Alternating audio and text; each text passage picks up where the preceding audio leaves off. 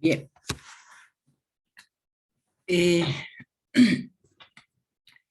Nos hemos quedado el día sábado, que se ha hecho una clase extra, en cómo era el mecanismo que ocurría para que se presentan las enfermedades autoinmunitarias. De todos modos, acá está la patogenia de la autoinmunidad. Quiere decir que cuando se rompe la tolerancia inmunológica, inmediatamente se desencadenan las enfermedades autoinmunitarias. Pero para que exista esta predisposición de las enfermedades autoinmunitarias y podamos explicar el mecanismo de las enfermedades autoinmunitarias, tenemos que tomar en cuenta mecanismos de la alteración del sistema inmunológico. También hay una predisposición genética y hay muchos microorganismos que nos van a llevar a una reacción inflamatoria que también participa en la patogenia para que se produzcan las enfermedades autoinmunitarias o la ruptura de la tolerancia inmunológica. Analizaremos los factores inmunitarios. Cuando nosotros estamos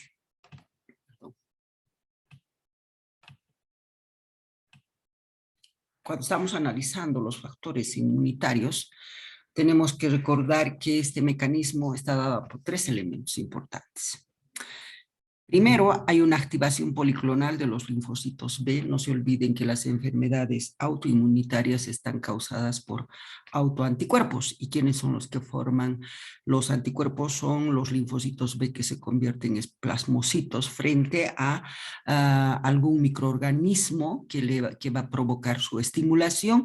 Por lo tanto, va a haber también un aumento de la producción de la secreción de los linfocitos T que se llaman citocinas. Estas citocinas, estoy hablando del linfocito T cooperador, esos son los que se estimulan frente a microorganismos, sintetizan citocinas y gracias a esas citocinas van a estimular al linfocito B para que se convierta en plasmocito y esos van a generar autoanticuerpos, van a formar autoanticuerpos y esos autoanticuerpos van a ir a atacar a los tejidos del organismo. No los van a reconocer como propios y los ataca y eso nos va a dar una serie de alteraciones para que produzcan las enfermedades autoinmunitarias. Otro mecanismo es la generación de clones de linfocitos B autorreactivos que van a romper la tolerancia inmunológica de los linfocitos T cooperadores. Y como tercer elemento, queriendo explicar los factores inmunológicos, es que en ese sistema inmunológico que falla hay una disminución de la actividad de los linfocitos T supresores con aumento de los linfocitos T auxiliadores. Entonces, estos linfocitos T auxiliadores son los que van a ir a aumentar y determinar los altos niveles de producción de anticuerpos por los linfocitos B que contribuyen a la autoinmunidad. Como verán, estos son los factores inmunológicos cuando queremos explicar la patogenia de la autoinmunidad. Pero no solamente hay esos tres elementos,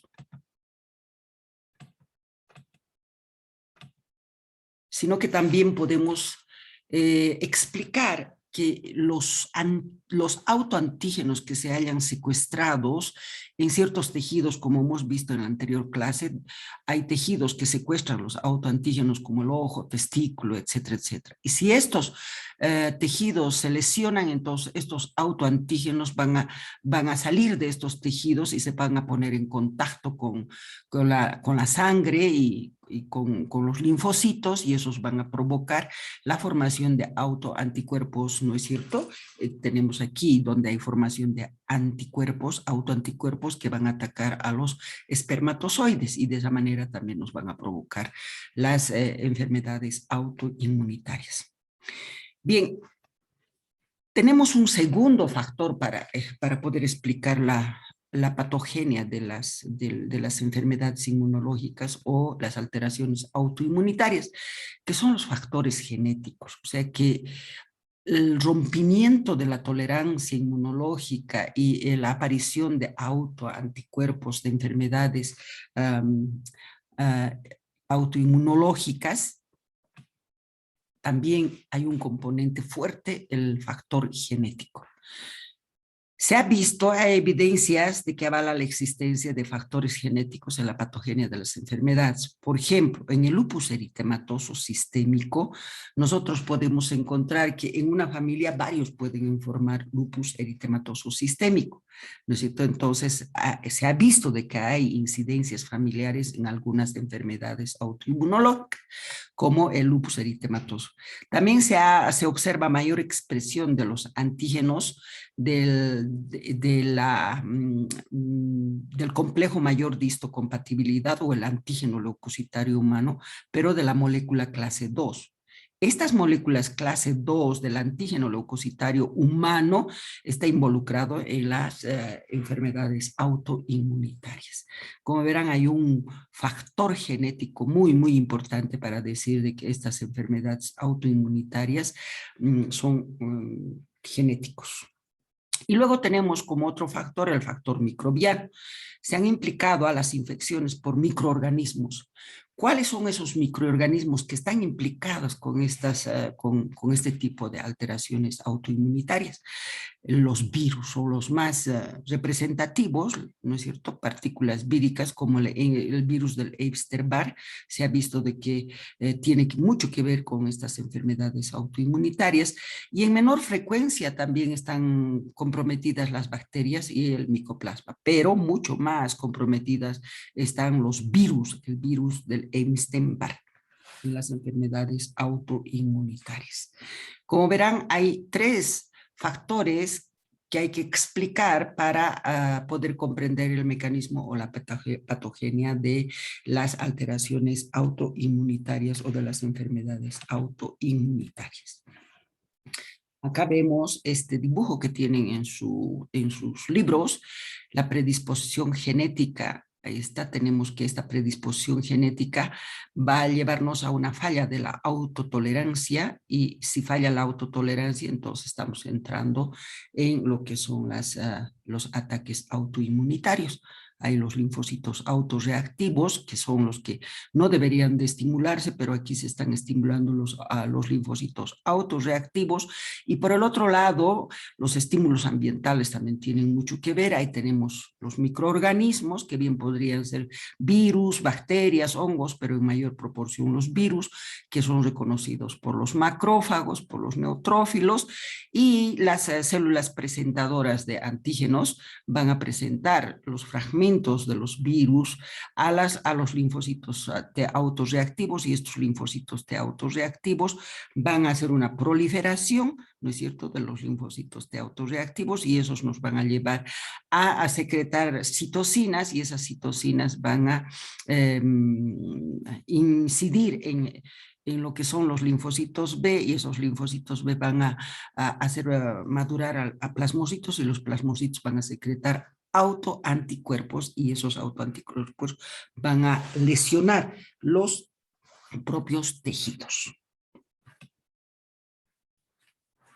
Bien, ¿qué son las enfermedades autoinmunitarias? Se producen las enfermedades autoinmunitarias cuando se ha perdido la tolerancia inmunológica. Y estas enfermedades autoinmunitarias se producen por la formación de autoanticuerpos. Eso tiene que estar bien claro. Las enfermedades autoinmunitarias se producen por la formación de autoanticuerpos. Y se caracterizan generalmente porque hay una falla de la autotolerancia, y porque pueden ser crónicas, progresivas, con recaídas y remisiones, este tipo de enfermedades autoinmunitarias. Y tenemos de que hay una naturaleza de la respuesta inmunitaria dominante. Hemos dicho de que hay varios mecanismos que participan para la producción, para que se instale la enfermedad autoinmunitaria. De esas tres características, la respuesta inmunitaria es la más dominante. ¿Sí? Entonces, esas son las características de las enfermedades autoinmunitarias. ¿Cuáles son tipos y ejemplos de enfermedades autoinmunitarias? Los tipos de formación de anticuerpos, las enfermedades autoinmunitarias se clasifican en dos grupos. Aquí estamos hablando de la formación de autoanticuerpos, que son las responsables de producirnos enfermedades autoinmunitarias. Estas enfermedades autoinmunitarias son enfermedades específicas de un órgano, o sea que estos autoanticuerpos van a ir a atacar a un solo órgano y eso se llama enfermedades autoinmunitarias localizadas. Estos autoanticuerpos formados reaccionan específicamente con un órgano o con un componente tisular diana. Las destruyen, ¿no es cierto?, a través de una reacción inflamatoria crónica. Ustedes saben muy bien que la reacción inflamatoria crónica destruye tejidos, entonces ahí está, hay una destrucción de los tejidos. ¿Qué tipo de órganos pueden ser afectados así como una enfermedad autoinmunitaria localizada? Las glándulas endocrinas como la tiroides, islotes de Langerhans del páncreas, cortezas suprarrenales, pero también el tubo digestivo, las células sanguíneas, etcétera, etcétera. Entonces, estos pueden ser parte de las enfermedades autoinmunitarias localizadas que solamente afectan a un órgano, a un tejido específico. Pero también podrían ser enfermedades no específicas de órganos que afectan a muchos órganos, o sea que estos anticuerpos van a ir a atacar no a un solo órgano, sino a varios órganos y se dice enfermedades autoinmunitarias sistémicas, ¿sí? Siempre es por la formación de autoanticuerpos. Estos autoanticuerpos reaccionan contra los antígenos de numerosos tejidos. No se olviden de que estos autoanticuerpos van a atacar a nuestros propios tejidos, a nuestros propios antígenos, ¿no es cierto? Entonces ahí tenemos que van a atacar a diversos tejidos, antígenos numerosos, provocando una lesión sistémica, como las colagenopatías, como ejemplo. Bien, dentro de las enfermedades sistémicas, nosotros ahora vamos a hablar del lupus eritematoso como un ejemplo de lupus eritematoso, ¿sí? ¿Qué es el lupus eritematoso? Es una enfermedad autoinmunitaria sistémica y de colágeno. Existen dos tipos de lupus eritematoso, el sistémico diseminado y el discoide. La forma sistémica o diseminada. ¿Cuáles son las características de este lupus eritematoso sistémico o diseminado? Presentan lesiones inflamatorias agudas y crónicas por todo el cuerpo. Y se ha visto que se forman anticuerpos antinucleares y citoplasmáticos. O sea, se forman anticuerpos contra los núcleos de las células y contra los componentes del citoplasma. No se conoce con exactitud la etiología. Sin embargo, hay anticuerpos contra los componentes nucleares y citoplasmáticos de las células, las cuales se demuestran mediante la inmunofluorescencia en el plasma sanguíneo. Los anticuerpos antinucleares o factores antinucleares importantes que se ven en este lupus eritematoso sistémico discoide son, ¿cuáles? Anticuerpos antinucleares contra antígenos nucleares comunes que comprende el ADN y el ARN. Este anticuerpo antinuclear es específico para el lupus eritematoso sistémico en un 98% de los casos. Nosotros demostrando la presencia de anticuerpos antinucleares podemos llegar al diagnóstico de lupus eritematoso sistémico. Pero también tenemos anticuerpos contra ADN bicateriano. ¿No es cierto? Son los más específicos para el lupus. Aparte de este anticuerpo antinucleares, tenemos el anticuerpo contra el ADN bicateriano, que es específico para el lupus en un 70%. También podemos encontrar anticuerpos anti-Smith, ¿sí? Son específicos para el lupus eritematoso sistémico solamente en el 25%. Y tenemos otro tipo de anticuerpos que no son tan específicos, son anticuerpos inespecíficos que encontramos en el lupus, pero podemos encontrar también en otro tipo de enfermedades, como son el anticuerpo antirribonucleoproteína. En el lupus encontramos en un 40%, pero también podemos encontrar el síndrome de Sjögren. Otro tipo de anticuerpo es el anticuerpo antihistonas del ADN. No se olviden de que el ADN está formado por histonas, ¿no es cierto? Entonces se observan particularmente en el lupus inducido por fármacos, estos anticuerpos antihistonas. Luego podemos encontrar también anticuerpos antifosfolípidos o anticoagulantes lúpicos, que son las pruebas para las complicaciones trombóticas que se presentan en el lupus. Luego también tenemos anticuerpos antirribosómicos P, son anticuerpos contra las proteínas de los ribosomas y se observan también en el lupus del sistema nervioso central.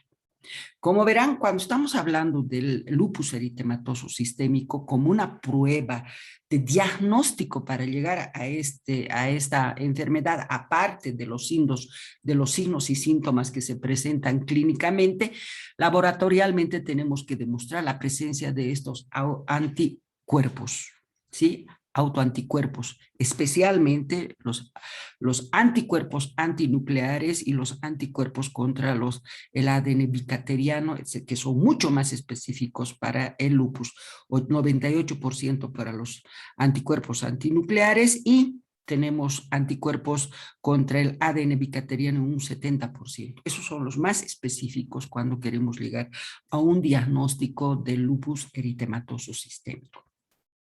¿Cómo se originan estos anticuerpos? Se forman por la activación policlonal de los linfocitos B, lo que les decía.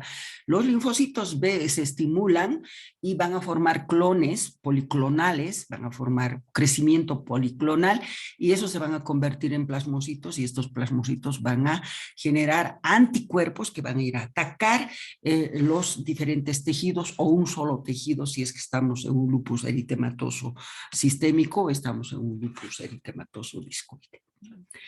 Luego tenemos desencadenado siempre esta activación policlonal desencadenado por las siguientes alteraciones. Pueden ser factores inmunológicos, factores genéticos u otros factores, como en todo enfermedad autoinmunitaria. Los factores inmunológicos puede ser por defecto hereditario de los linfocitos B, estimulación de los linfocitos B por microorganismos también, y la hiperactividad de los linfocitos T colaboradores que se van a poner muy hiperactivos y esos van a estimular a que los linfocitos B se conviertan en plasmocitos. Y los defectos de los linfocitos T supresores. Ustedes saben muy bien que los linfocitos T supresores que salen del timo a la circulación sanguínea es para destruir a estos autoanticuerpos o a estos linfocitos que van a ir a producir sustancias que dañan nuestros propios organismos. Factores genéticos, una predisposición genética para desarrollar autoanticuerpos contra antígenos nucleares y citoplasmáticos del lupus eritematoso sistémico. Esto se ha visto porque hay en el lupus eritematoso sistémico, está muy en relación con la molécula clase 2 del complejo del antígeno leucocitario humano, el complejo mayor de histocompatibilidad, que es lo mismo. Entonces, el lupus eritematoso sistémico tiene una relación muy fuerte con la molécula clase 2 del complejo mayor de histocompatibilidad o del antígeno leucocitario humano. Por eso se ve que tiene un trasfondo inmunológico y genético este. Otros factores serían ciertos factores como la penicilina D, que nos podría llevar a este tipo de alteraciones, las ciertas enfermedades víricas, como lo son las enfermedades del virus de Epstein-Barr, y también algunos hongos serían las responsables para que se produzca este tipo de alteraciones autoinmunitarias como es el lupus. Patogenia. Los autoanticuerpos formados son los mediadores de la inflamación tisular. Esos autoanticuerpos nos van a llevar a lesionar a los tejidos y ahí se va a producir una reacción inflamatoria porque son tejidos lesionados y los tejidos lesionados provocan una reacción inflamatoria. ¿No es cierto? Entonces, Ejemplo de eso es la hipersensibilidad tipo 2 y la hipersensibilidad tipo 3. Estos dos tipos de hipersensibilidades sería como una explicación de la patogenia del lupus eritematoso sistémico. Veamos la hipersensibilidad de tipo 2, la cual se caracteriza por la formación de autoanticuerpos contra las células de la sangre, contra los glóbulos rojos, contra las plaquetas, contra los leucocitos, y son las responsables de alteraciones hematológicas que se presentan en el lupus eritematoso sistémico. Ya saben por qué hay alteraciones hematológicas en el lupus eritematoso sistémico. ¿Por qué? Porque se forman autoanticuerpos que van a atacar a los glóbulos rojos, a las plaquetas y a los leucocitos. Y ese es típico de la hipersensibilidad de tipo 2. Ejemplo de hipersensibilidad de tipo 2. La hipersensibilidad de tipo 3 se caracteriza porque se forman complejos antígeno-anticuerpos, el complejo ADN, anticuerpo anti-ADN, y el complejo de inmunoglobulina, anticuerpo anti-inmunoglobulina. Estos complejos se depositan en los sitios como son los glomérulos renales, las paredes de los vasos sanguíneos, y nos van a llevar a la destrucción, a la necrosis de la pared de los vasos sanguíneos, por ejemplo. Esa es la hipersensibilidad de tipo 3, porque se forman los complejos antígeno-anticuerpos. Entonces, estos dos tipos de hipersensibilidad están en relación con la patogenia del lupus eritematoso sistémico. Acá vamos a poder ver ya mucho más objetivamente por qué se produce las enfermedades, el lupus eritematoso sistémico. Tiene un componente genético, hay una predisposición genética. Ahí tenemos los genes que van a ir a estimular a los linfocitos T y a los linfocitos B específicos frente a antígenos nucleares propios, frente a antígenos nucleares propios de nuestras células propias. ¿Por qué? Hay un desencadenante externo, ambiental se podría decir. Aquí vamos a explicar el desencadenante externo, la luz ultravioleta, los rayos ultravioletas. Cuando hay un daño de los rayos ultravioletas, las células entran en apoptosis. ¿Por qué? Porque va a haber mutación del ADN de las células, y esas células mutadas no pueden seguir sobreviviendo en los tejidos, entonces son empujados a la apoptosis. Y en esta apoptosis hay una eliminación defectuosa de los cuerpos apoptóticos. Entonces no se elimina completamente estos cuerpos apoptóticos y vamos a tener un aumento de la carga de antígenos nucleares. Los antígenos nucleares, o sea, estos restos nucleares van a actuar como antígenos. ¿De dónde vienen esos restos nucleares? De las células en apoptosis. Entonces, esos actúan como antígenos nucleares que son reconocidos por los linfocitos T, posteriormente por los linfocitos B. Estos linfocitos B van a sintetizar anticuerpos y van a formar el complejo antígeno-anticuerpo. El anticuerpo se va a unir al antígeno nuclear de la célula que ha entrado en apoptosis y no ha sido eliminada completamente. ¿Sí? Entonces ahí tenemos el complejo antígeno-anticuerpo. Este complejo antígeno-anticuerpo va a ser reconocida por las células presentadoras, y esas células presentadoras van a estimular y van a secretar citocinas, y esas citocinas, ¿qué van a hacer? Van a estimular a través del factor de necrosis tumoral a mayor cantidad van a hacer un reordenamiento de los receptores de los plasmocitos. Ahí estamos viendo cómo ya tenemos como resultado de la maturación de los linfocitos B los plasmocitos. Y estos plasmocitos van a ir a secretar mayor cantidad de anticuerpos, y esos anticuerpos junto con los antígenos nucleares se van a depositar en los tejidos, y eso es lo que nos va a provocar las reacciones inflamatorias que van a destruir a los tejidos. Y es así como se producen las enfermedades en el lupus eritematoso sistémico. Existen pruebas para ver la existencia de los cuerpos de lupus eritematoso sistémico.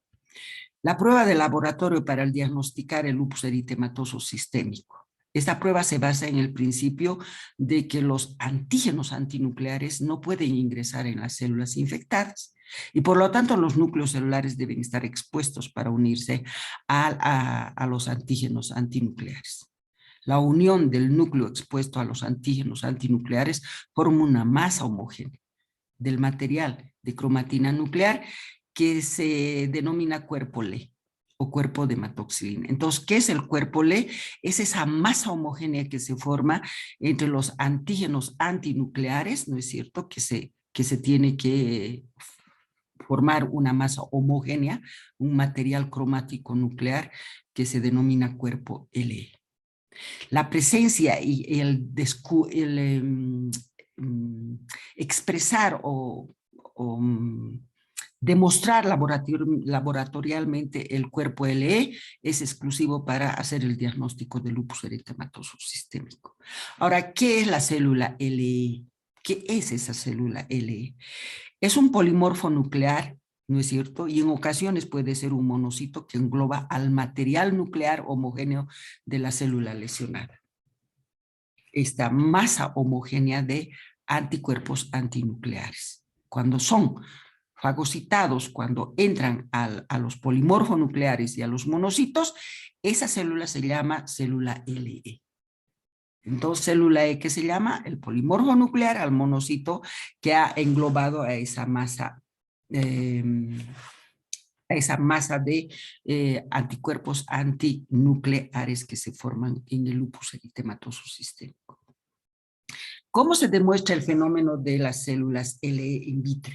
¿Cómo nosotros podemos encontrar estas células LE, estos neutrófilos, estos polimorfos nucleares que tienen una masa nuclear, ese material nuclear que son los antígenos antinucleares dentro de estas células? ¿Cómo podemos demostrarlos in vitro?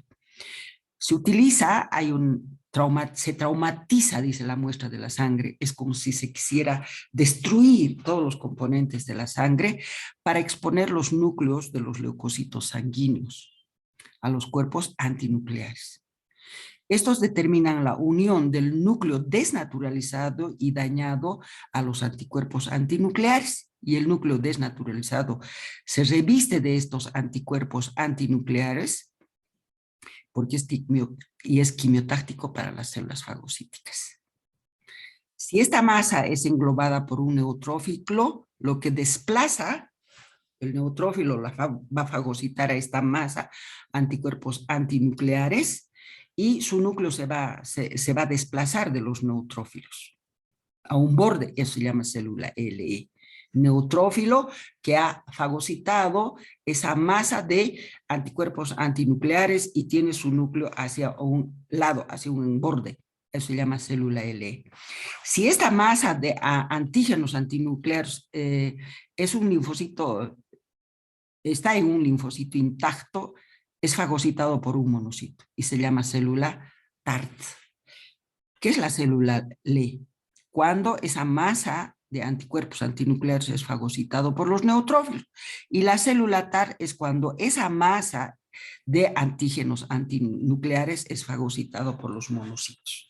Son dos cosas diferentes, células E y células TAR. Células E, estamos hablando de neutrófilos. Las células TAR, estamos hablando de monocitos. Todos ellos fagocitando lo que son las masas, ¿no es cierto?, desnaturalizadas y revestidas por antígenos antinucleares que se forman en el lupus eritematoso sistémico.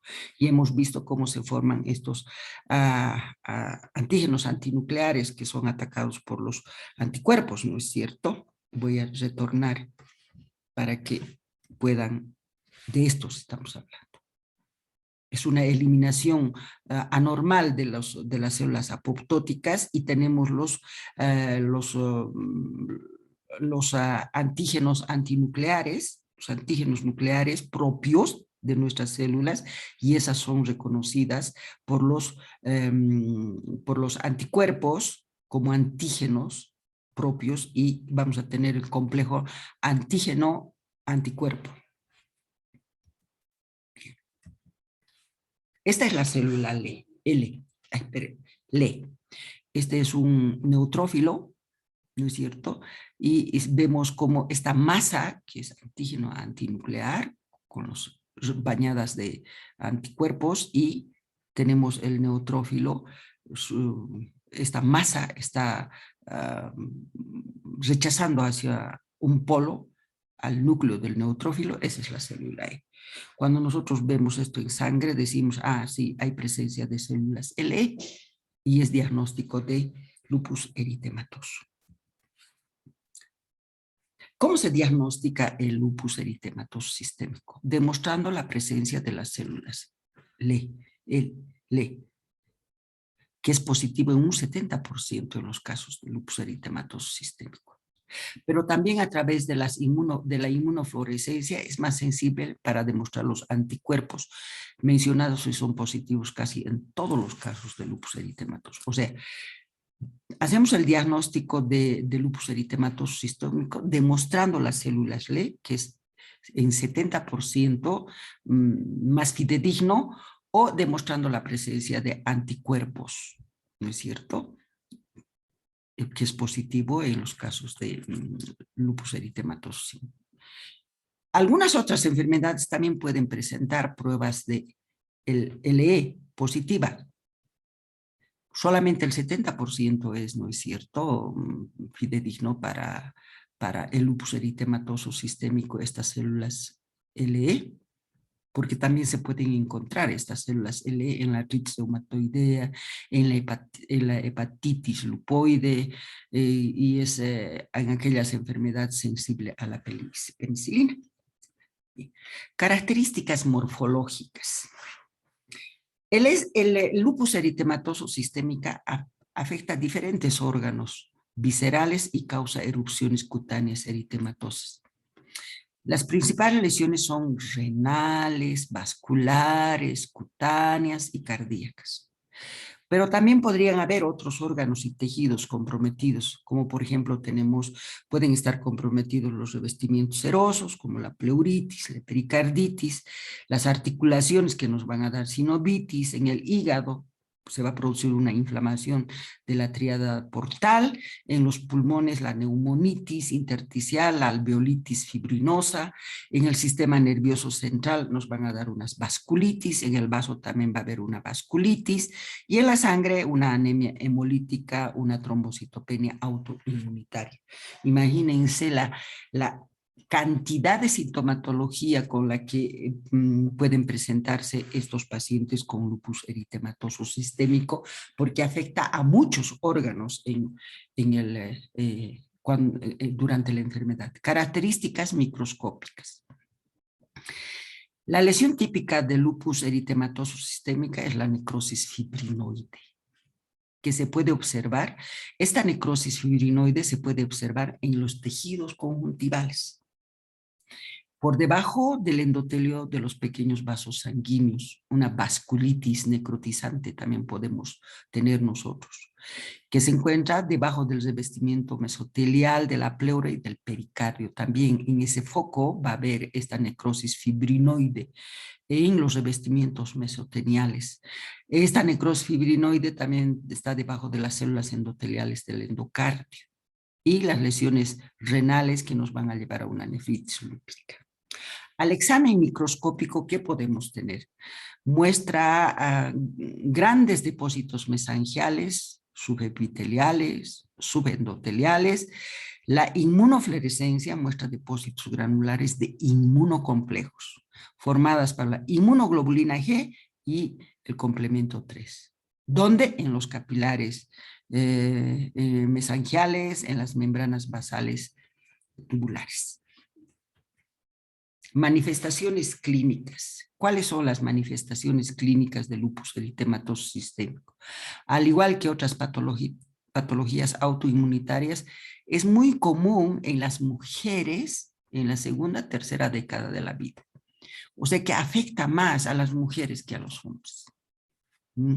Y cuando cursan con diferentes signos y síntomas, porque estamos en lupus eritematoso sistémico, va a haber lesiones renales o nefritis lúpica, ¿sí? La OMS establece 6 clases de nefritis lúpica.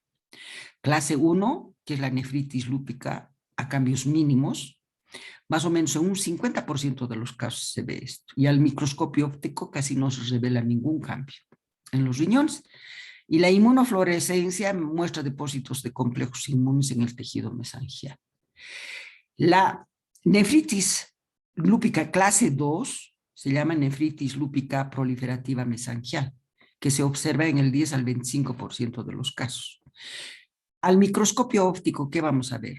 Va a haber una expansión mesangial, una hipercelular mesangial pura. Y a la inmunofluorescencia van a haber depósitos subepiteliales y subendoteliales, depósitos de anticuerpos, ¿no es cierto? La clase 3 o nefritis lúpica focal se observa en el 20 al 35% de los casos y la microscopía óptica va a mostrar proliferación endotelial y mesangial focal o segmentaria, en al menos en el 50% de los glomérulos. Y en la inmunofluorescencia vamos a poder ver depósitos subendoteliales focales. Y ahí está la clase 5, la clase 4, la clase 5 y la clase 6. Esas son las diferentes clases de nefritis que se puede ver en el lupus eritematoso sistémico cuando está afectada a los riñones. La clase 4 es una nefritis lúpica difusa que se observa en el 35 a 60% de los casos. En el